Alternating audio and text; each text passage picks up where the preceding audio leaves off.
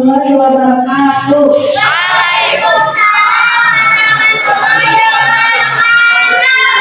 Selamat pagi semuanya. Pagi. Yang saya hormati Ibu Bapak Guru serta teman-teman sekalian. Perkenalkan, saya Asia selaku moderator pada presentasi hari ini. Kami dari kelompok 2 yang beranggotakan 8 orang, yaitu Sahrul sebagai ketua, SMK sebagai sekretaris 1, Devan sebagai sekretaris 2, Yulia sebagai pemateri 1, Yudin sebagai pemateri 2, dan Eri sebagai logistik 1, dan Alvin sebagai logistik 2. Pada kesempatan kali ini kita akan bersama-sama mengikuti pemaparan materi mengenai bahasa budaya, negara, koloni, dan kebangkitan bangsa Timor yang akan disampaikan oleh dua materi. Untuk itu, mari kita simak presentasi ini dengan baik agar kita bisa memahami isi materi secara menyeluruh. Adapun rangkaian acara sebagai berikut: yang satu pembukaan, yang kedua rangkaian materi oleh pemateri 1, yang ketiga rangkaian materi oleh pemateri 2, yang keempat sesi tanya jawab, terakhir penutup. Baik, kita masuk ke acara inti. Pemateri yang pertama adalah Yulia Demianti yang akan menjelaskan tentang dampak penjajahan di negara koloni. Kepada Yulia, waktu dan tempat kami persilakan.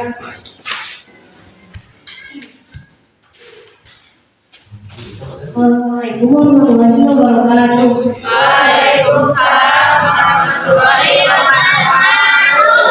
Pada presentasi hari ini, saya akan menjadi pemateri 1 yang akan menjelaskan tentang dampak penjajahan di negara kolonial. Sebelum ke materinya, saya akan menjelaskan sedikit. Penyebab yang menarik penjajahan di Indonesia adalah dari kekayaan Indonesia seperti contohnya rempah dan lain sebagainya. Lalu di sini ada 7 dampak dari penjajahan negara kolonial. Yang pertama ada dampak ekonomi.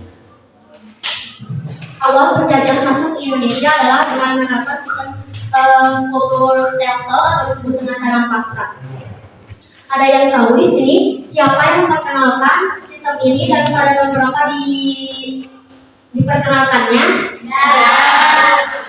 Maka dari itu saya akan menjelaskannya. Sistem ini diperkenalkan oleh jenderal dari pihak koloni yang bernama Johannes van den Bosch pada tahun 1830. Sistem kultur stelsel ini memiliki perkembangan beberapa aspek. Contohnya ada dibagi menjadi ada 8 aspek. Yang pertama ada pada perkenalan dan perluasan komoditas ekspor. Ekspor di komoditas di sini contohnya seperti kopi, lada, kayu manis dan lain sebagainya. Lalu yang kedua ada pada peningkatan produksi dan ekspor. Peningkatan ini terlihat dari aliran atau hasil ekspor barang ekspor itu sendiri, yang mana pada saat itu perkembangan pesat terjadi dan keuntungan sangat limpah. Namun meskipun pada saat itu peningkatan produksi dan ekspor, rakyat Indonesia tetap saja dalam tekanan negara koloni. Lalu ada yang ketiga, kemajuan teknologi budidaya. Pemerintah koloni menciptakan teknologi contohnya seperti irigasi yang baik dan contoh lainnya seperti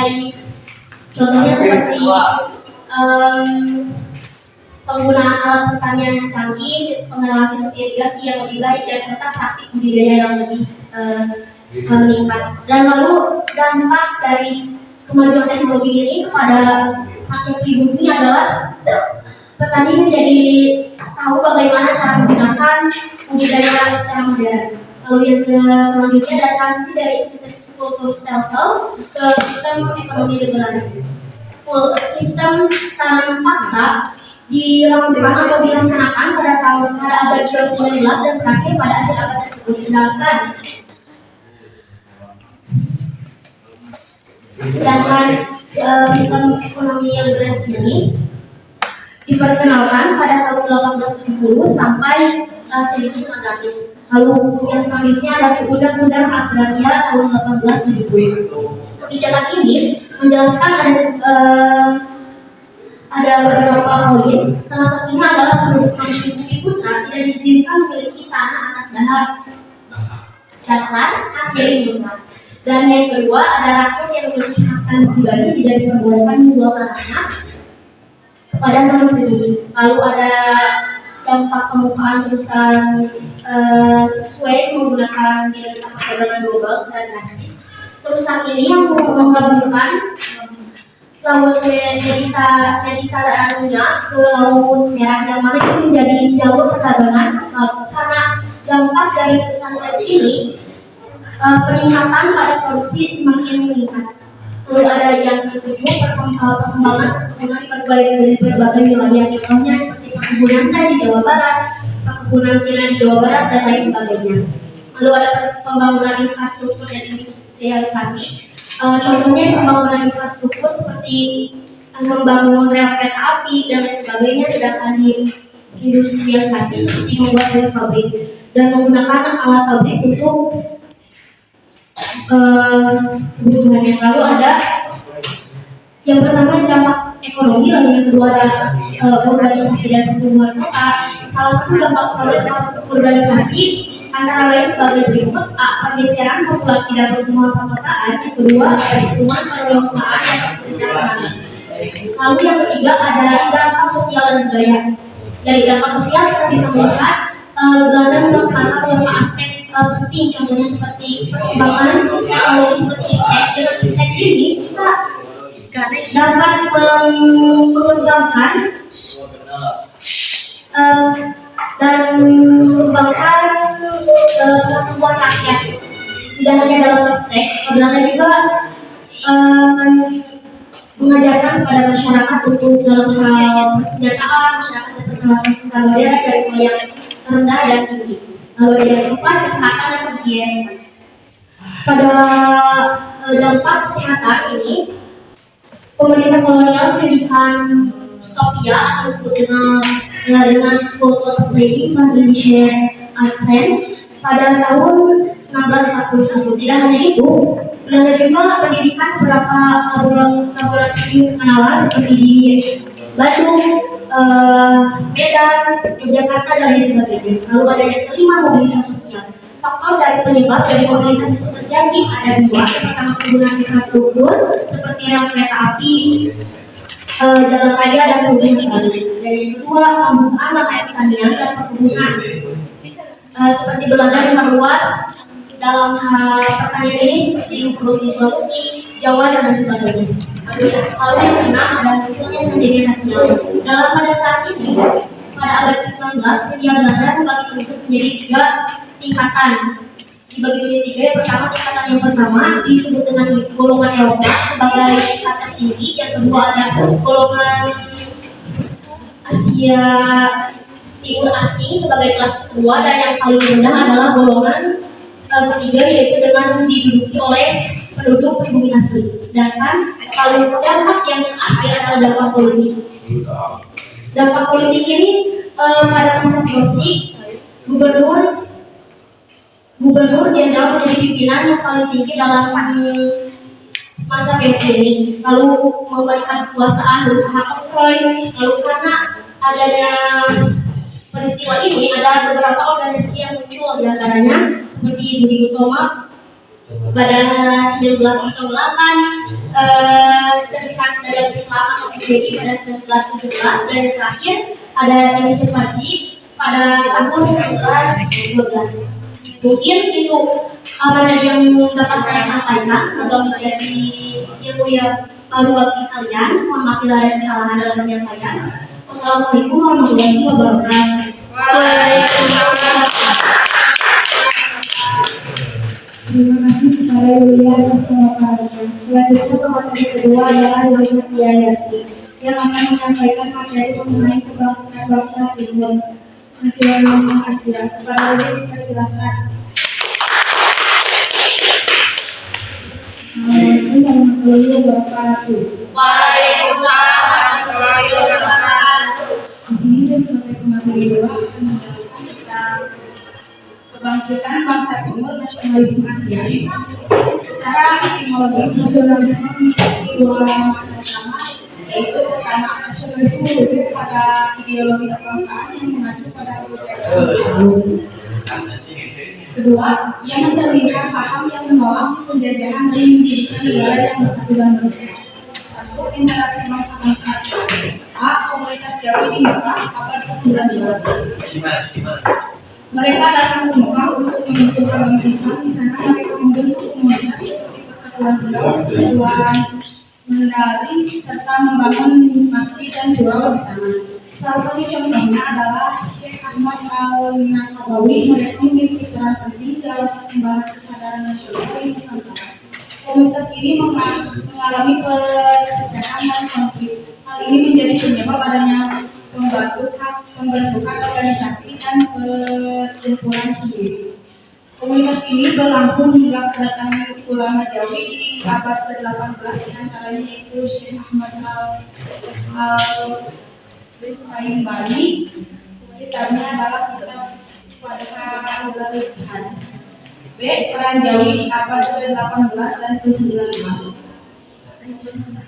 Syekh Ahmad Al-Hambali Al-Bali. Karya beliau mengaruhi pemikiran Islam.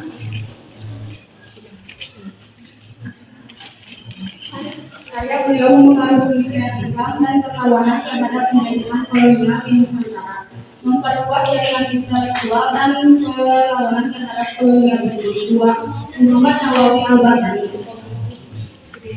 dikenal sebagai Sayyidina Ulama Hijaz. Karyanya menjadi bahan ajaran di pesantren. Tiga, Ahmad Khatib Al-Minangkabawi menjalin komunikasi antara umat Islam di pesantren Indonesia, mengajarkan fikih, memperkenalkan Madad Al-Arwah, Al-Risah dan Tafsir Al-Mawad oleh Muhammad Abdul dari Mesir. Pengaruh komunitas dari dalam pendidikan dan sosialisasi. Satu, penyebaran ilmu dan pendidikan. Dua, hubungan internasional dan pengaruh intelektual. Mahatma Gandhi lahir pada 22 Oktober 1869, berasal dari keluarga elit Ashabania, penganut agama Hindu yang sangat taat. Salah satu metode perjuangan Gandhi adalah Satyagraha. Gandhi mendorong rakyat India untuk mengawal kekuasaan Inggris dengan kekuatan batin dan tanpa menggunakan kekerasan. Selain Satyagraha, Gandhi juga mengadvokasikan gerakan Swadeshi yang mendorong rakyat Indonesia untuk menggunakan produk dalam negeri dan memanfaatkan sumber daya lokal sebagai cara untuk mengurangi terhadap Inggris. Ia menganggap perjuangan ini secara efektif untuk mendorong Inggris agar meninggalkan India. Sosok Gandhi tidak hanya menjadi simbol perlawanan di India, tetapi juga menginspirasi berbagai negara di Asia untuk berjuang melawan kekuasaan kolonial dan meraih kemerdekaan. Tiga, Sun Yat-sen lahir pada 12 November 1866 di Shanghai, sebuah daerah di Guangdong, Tiongkok Selatan. Ia mendirikan organisasi Revolusi China Sosial, sebuah kelompok revolusioner lansia yang menjadi dasar bagi perjuangannya. Melalui berbagai upaya propaganda dan perjuangan politik Inggris, ia berusaha menggulingkan dinasti Qing yang telah memerintah Tiongkok menjadi republik. Terpilih menjadi presiden pertama Republik Tiongkok, memimpin dari tahun 1917 hingga 1912 dan kemudian kembali menjabat pada tahun 1923 hingga 1925.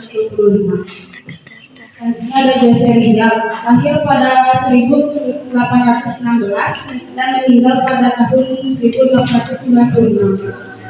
Dia adalah seorang tokoh penting dalam perjuangan kemerdekaan Filipina dan seorang penulis serta reformasi yang sangat berbakat. Peran Jose Rizal dalam pergerakan nasionalisme. Melalui karyanya, terutama novelnya yang dikenal seperti Noli Tangere dan El Kilobus Terunimo, Rizal menggambarkan dengan mendalam penindasan dan eksploitasi yang mengalami oleh rakyatnya. Liga Filipina dan Pengasingan. Liga mendirikan liga ini di Tondok pada 3 Juli 1892, sebuah organisasi yang bertujuan untuk mendorong reformasi sosial dan politik di Filipina. Perjuangan eksekusi telah kembali perjalanan dari Kuba. Ia kembali pada tahun 1869. Ya, dari saya, terima kasih. Wassalamualaikum warahmatullahi wabarakatuh.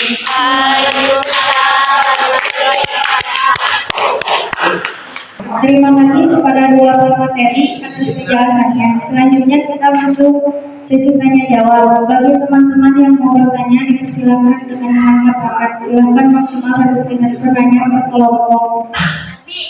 Aisyah. Izin bertanya, perkenalkan nama saya Aisyah Putri dari kelompok 3. Apa nama sistem penanaman wajib yang diterapkan Belanda di Indonesia? Baik, akan dijawab oleh Yulia. Nama sistemnya kultur stelsel atau tenang paksa.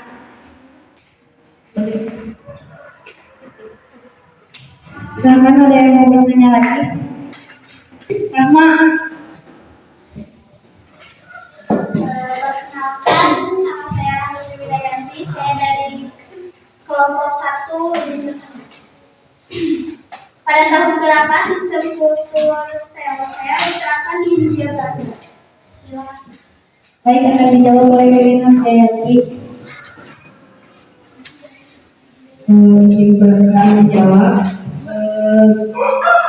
pada tahun 1830.